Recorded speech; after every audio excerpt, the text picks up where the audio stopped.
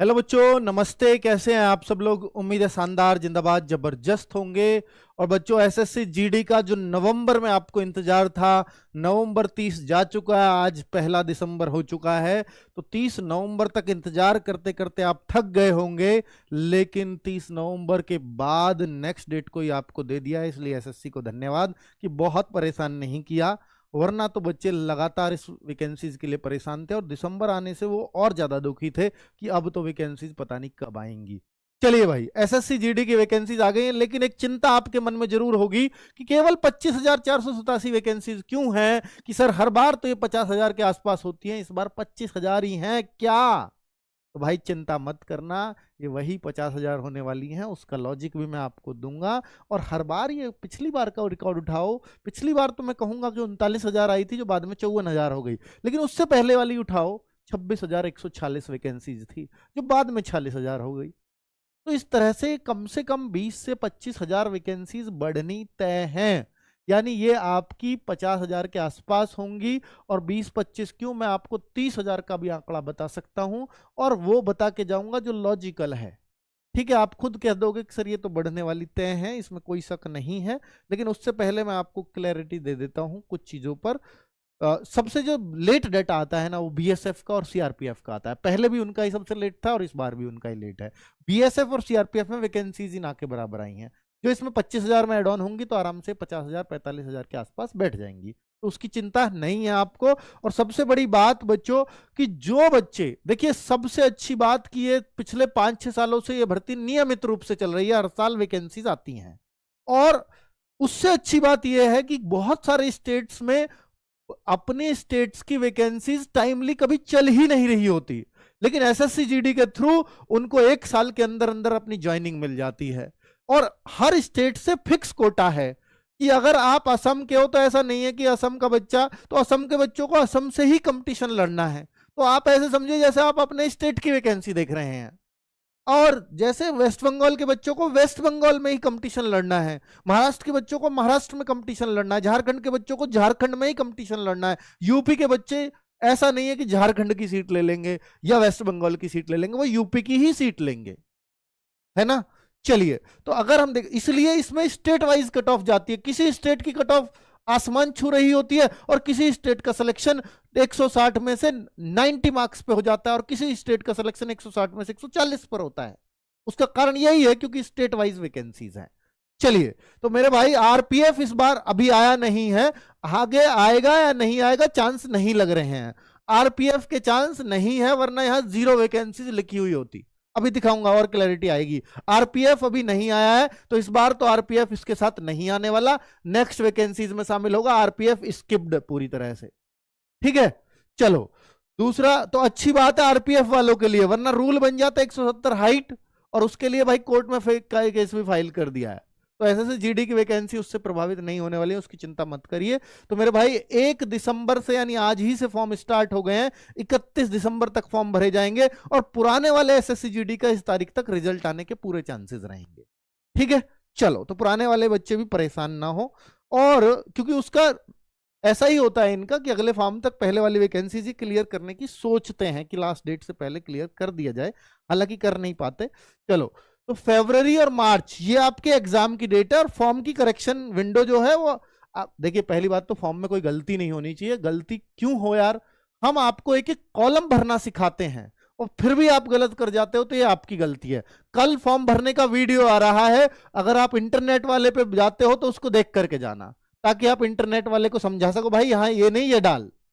ठीक है, वरना वो चॉइस क्या करेगा, किसी को बीएसएफ लास्ट में चाहिए, बीएसएफ पहले पर डाल देगा, नंबर कितने भी आओ बीएसएफ ही मिलेगी फिर आपको। और वो चॉइस बदलती नहीं है एक बार गलत हो जाए तो, और ये बहुत बड़ी गलती होती है आपसे बच्चों। ठीक है, इन बातों पे विशेष गौर करना।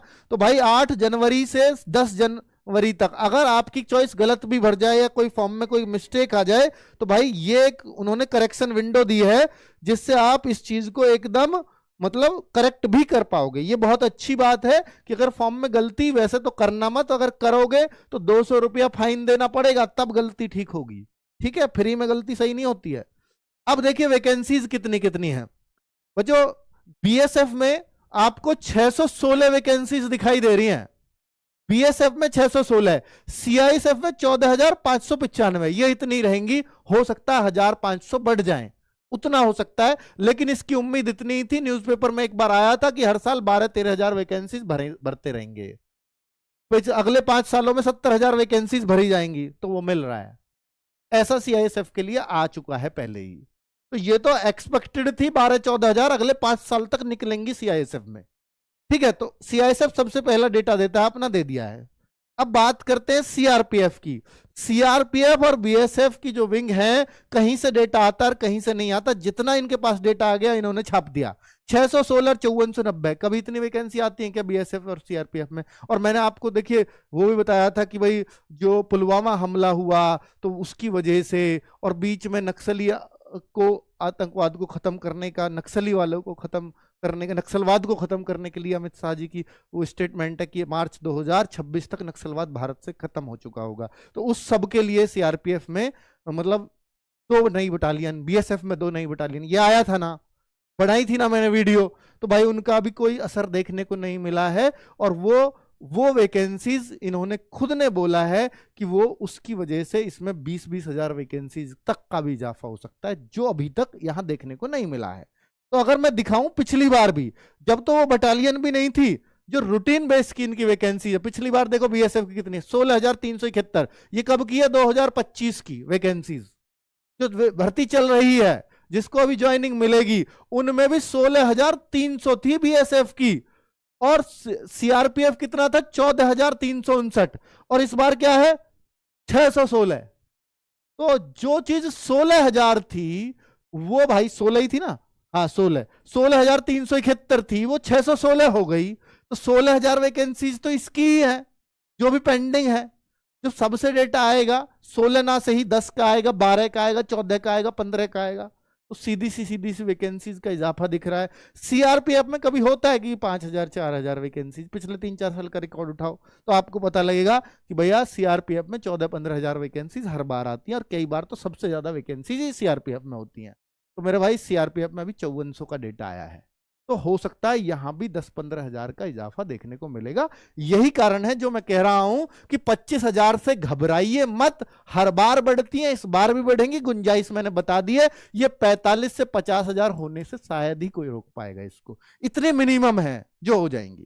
ठीक है, इसलिए टेंशन मत लेना। अब बात कर लेते हैं एसएसबी। तो एसएसबी इतनी रहेंगी, ये नहीं बढ़ने वाली हैं।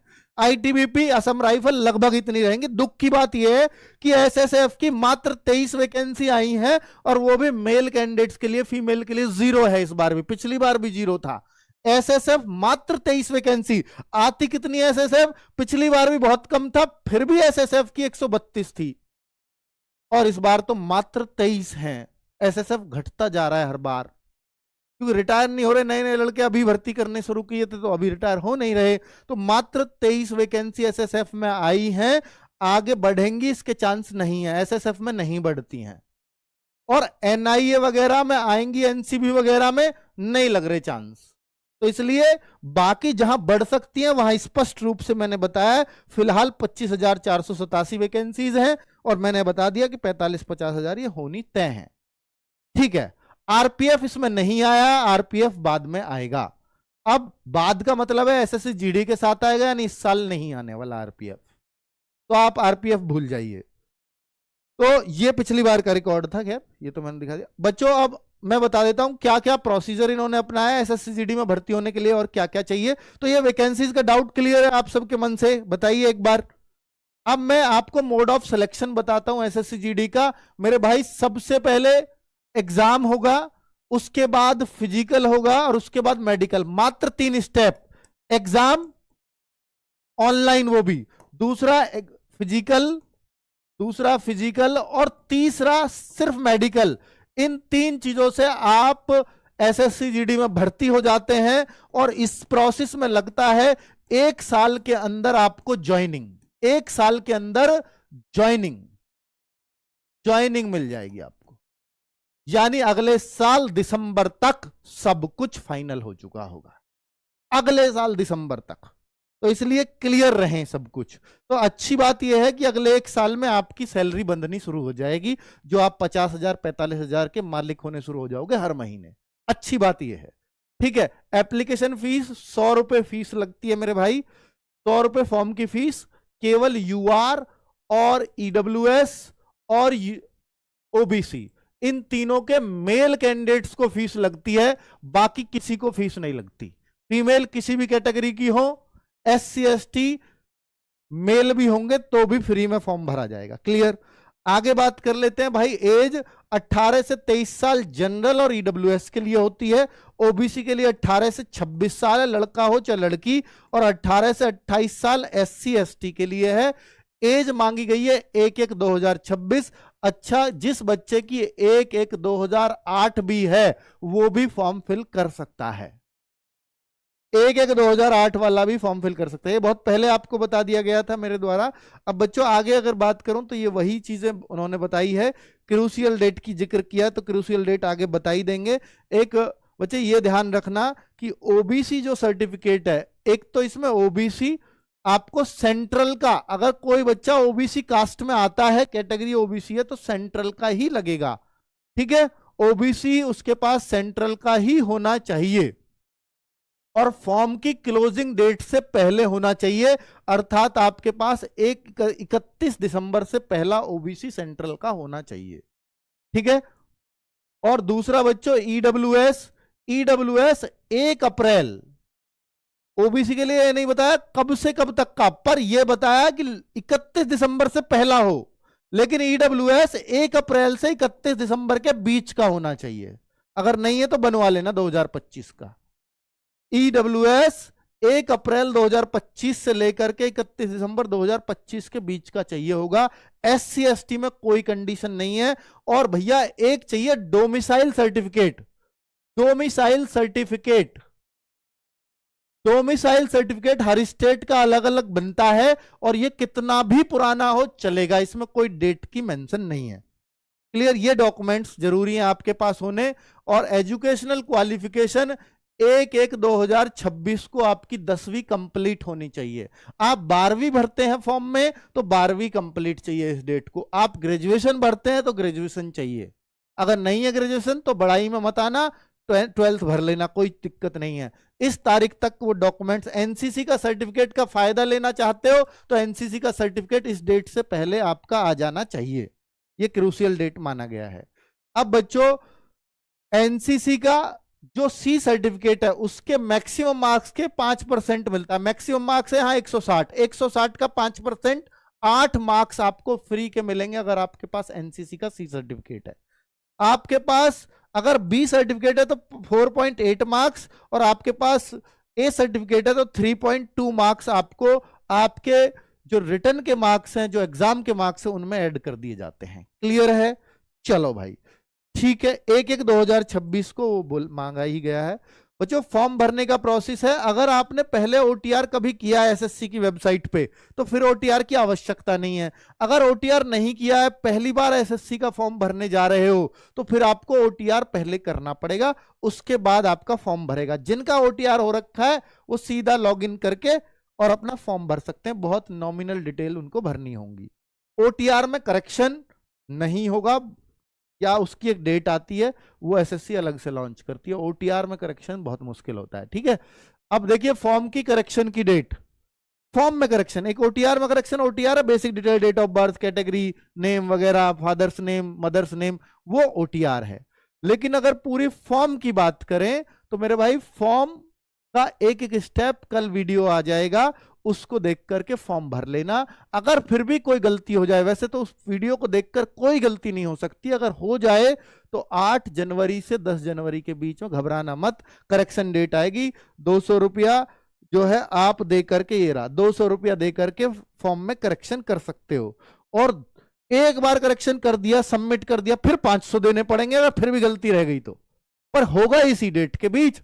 अगर 11 तारीख हो गई एक बार 11 जनवरी, फिर चाहे तुम 10,000 रुपए दे लो, 1 लाख दे लो, फिर करेक्शन नहीं हो ना। कभी सोच रहे हो कि 500 देके तो कभी भी कर लो।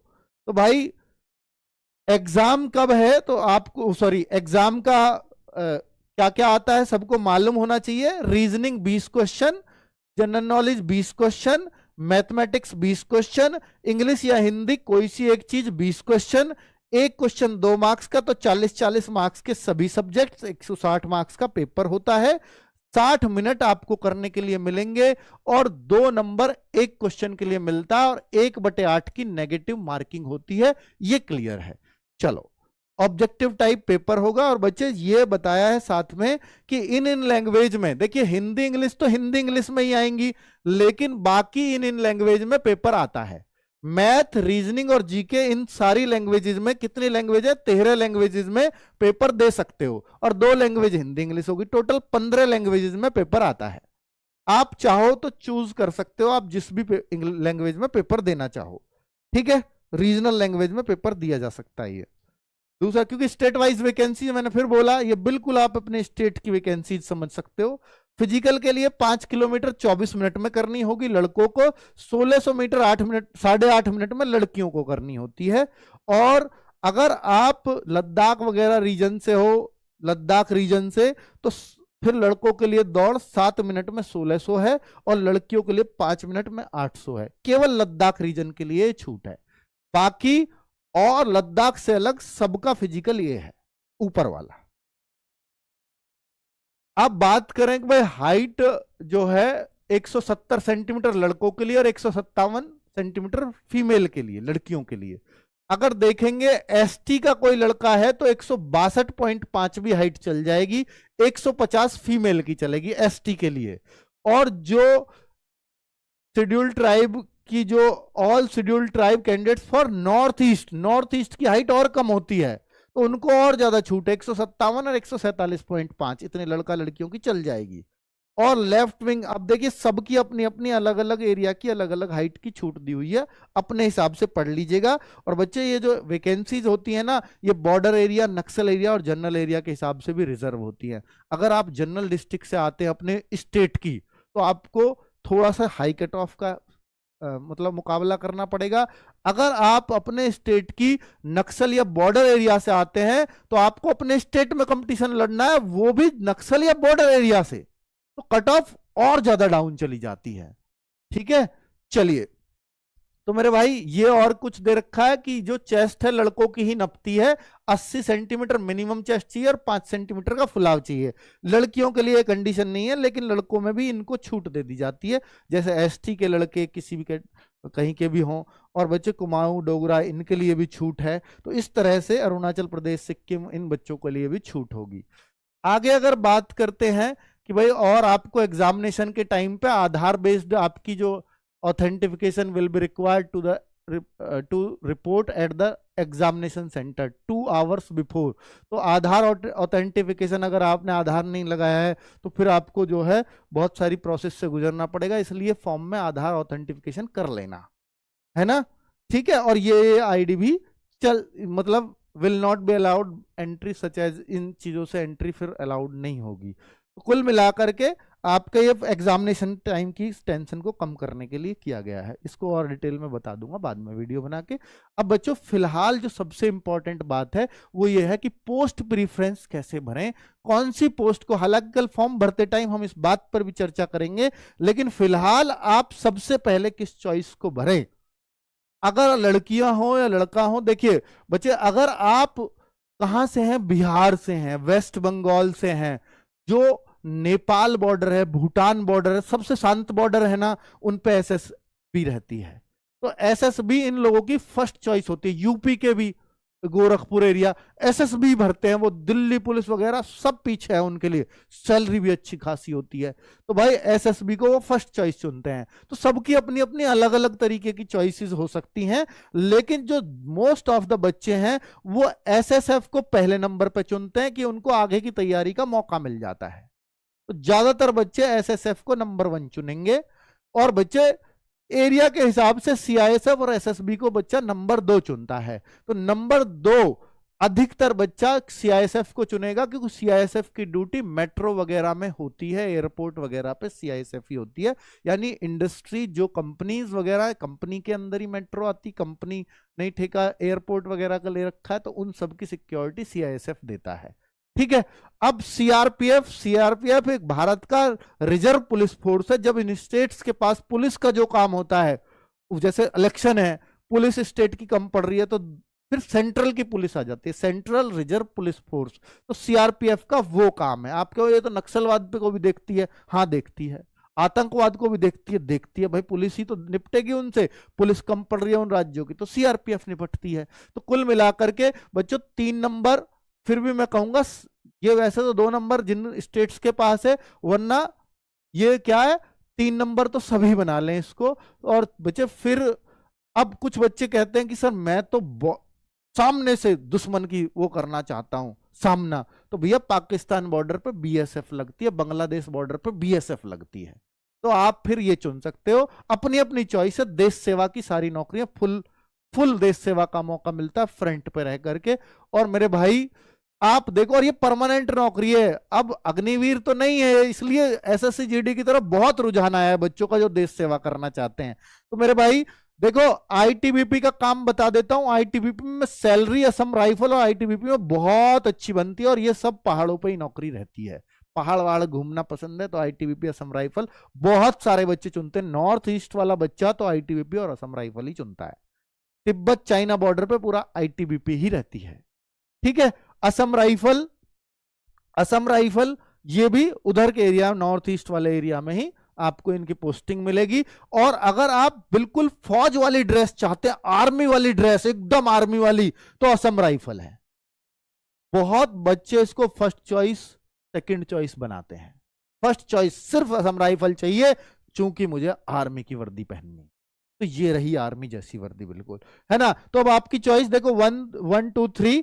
बाकी बच्चे, बहुत सारे बच्चे इसको भी अपना 4 बनाते हैं, बहुत सारे बच्चे इसको भी अपना 5 बनाते हैं, बहुत सारे बच्चे इसको 6 पे लाते हैं। तो अपनी अपनी चॉइसेस हैं, आप जैसा भरना चाहो। बाकी मैंने आपको एक प्रीफरेंस दे दी है कि सबसे पहले बच्चा एच भरता है, एच ये है ना एसएसएफ, तो ऐसे भरी जाएंगे क्रम। फिर 2 नंबर पे मैंने क्या बताया, बी सीआईएसएफ। आप कहो सर इसकी तो वैकेंसीज कम है एच की, तो भैया नहीं होंगी इसकी। अगर आपके अच्छे मार्क्स आ गए तो ये मिल गई, नहीं आई तो फिर वो दूसरी चॉइस पे अपने आप आएंगे आपकी पे। ठीक है, इससे आपको टेंशन नहीं लेनी कम है ज्यादा है वैकेंसी, आपको जो पसंद है वो भरो। तो एच हो गई, बी हो गई, 3 नंबर पे डी हो गई। देखिए बच्चे, ये मैं जो ज्यादातर बच्चे भरते हैं, जो ज्यादातर पसंद करते हैं, मैं उस हिसाब से बता रहा हूं। आपकी चॉइस भिन्न हो सकती है, आप थोड़ा चेंज कर लेना, आपको जो ज्यादा पसंद हो। ठीक है, एच बताया, फिर बी बताया सीआईएसएफ, फिर डी बताया एसएसबी। और बच्चे फिर बता रहा हूं मैं, हाँ सॉरी मैंने तो सीआरपीएफ तो छोड़ ही दिया। तो हाँ, एक वो एच बी डी, तो 1 2 3, हाँ चौथे पे सीआईएसएफ, और 5वें पे आप आईटीबीपी, 6ठे पे ये, और 7वें पे लेते हैं अधिकतर बच्चे बीएसएफ को लास्ट में। ठीक है, कुछ बच्चे फर्स्ट पे भी बीएसएफ डालते हैं, मैं फिर याद दिला रहा हूं, क्योंकि वो कहते हैं मुझे फ्रंट से देश सेवा करनी है, तो फिर वो बीएसएफ फर्स्ट पे करते हैं।